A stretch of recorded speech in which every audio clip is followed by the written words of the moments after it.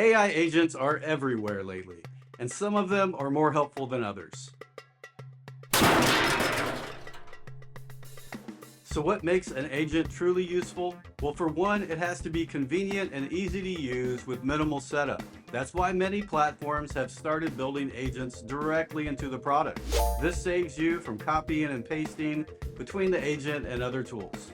But to be truly useful, the agent needs access to your data, and not just for that one tool or platform. It needs context on the entire task and all of the tools involved. Let's see how we can build a Notion agent and then add extra context from other websites using a web scraper.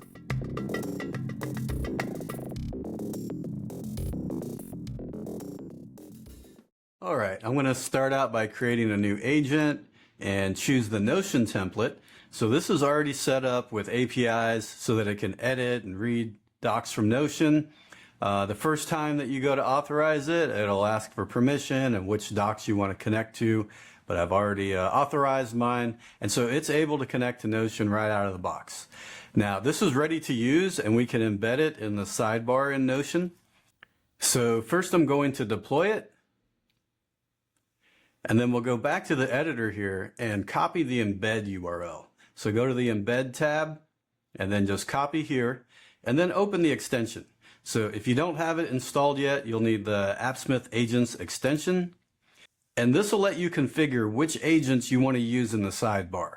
So you can either use the same agent on every web page, or you can set it up so that certain sites, like say Gmail, you want to use this agent. And maybe on the next website, like Wikipedia, you want to use a different agent. So you can configure that here, or just use that same one everywhere. I'm going to go ahead and save this. And then we'll go to Notion, and I'm going to refresh since we just enabled this agent. Make sure it's loaded up in the sidebar here. Okay, you can see I have the AppSmith agent sidebar here running, and in this case it's pulling up the Notion agent that I just deployed. So you can use different agents on different web pages if you want. You can set that up in the Chrome extension. So first let's just test it out and see if it can access the Notion doc here.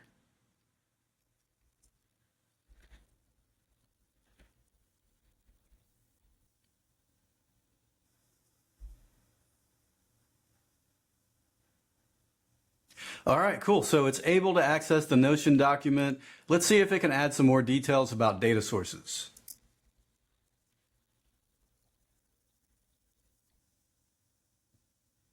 Okay, so it's running that Get Notion page query just to see what's currently on the page and update it before answering every time. So it's got the most updated version, and you can see it's just added a section here on AppSmith data sources now. So this is pretty useful, but it can do a lot more. We want to connect another data source so that it has extra context about the job we're doing. So in this case, I would like it to help me draft an announcement about a release notes. So here I could copy and paste a bunch of info and then put that in the prompt and ask it to write something based on that. But it would be more useful if it just automatically had access to these release notes without having to copy and paste it. So what I'm going to do is set up a web scraper, and it will pull data from here periodically, getting new entries as they're made, and then always be able to answer questions and generate data based on these release notes. So we'll go back to the agent, and we want to go to this chat query and scroll down to the knowledge sources. So I'm going to add a new source, and we want a web scraper. So we'll add a URL and have it scan these release notes. Now you can configure the recursion depth.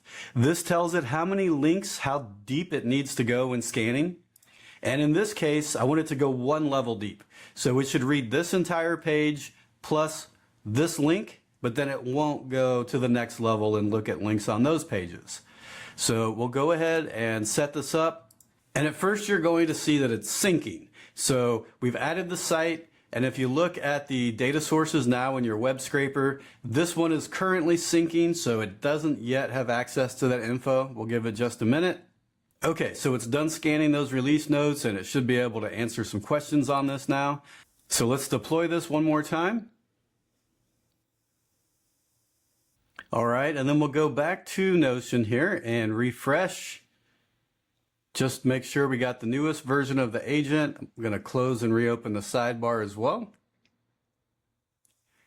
Okay, so let's clear out this conversation, and I'm going to ask it to add some notes about the last 5 releases.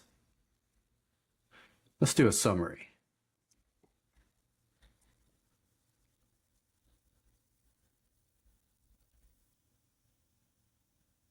All right, it's getting the current Notion page just to see what's in there, generating some data, and then it should update the page in just a second. Okay, so it did generate some data, and the version numbers that it has are fairly recent.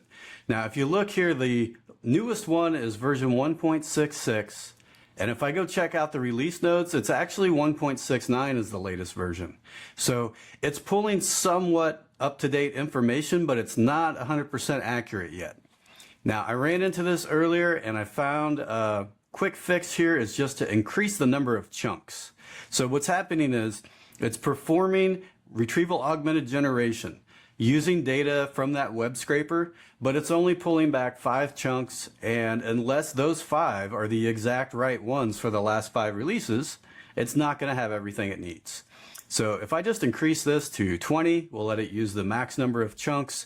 It might take another 30 seconds or whatever to parse through that extra data, but this will give it the extra context it needs to answer accurately. So we'll let that deploy. Let's come back here to Notion and we'll just refresh.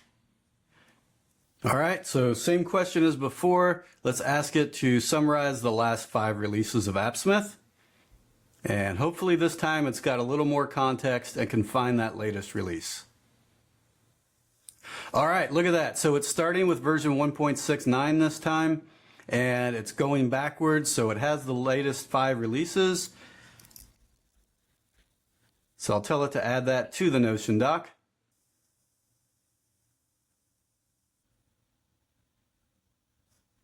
All right, so in just a few minutes, we were able to deploy a Notion agent, run it in the sidebar using the AppSmith Chrome extension, and then add extra sources for retrieval augmented generation. Here we used a web scraper to pull data from the AppSmith release notes, but you could use any website you want, and it'll actually scan that periodically for new information automatically.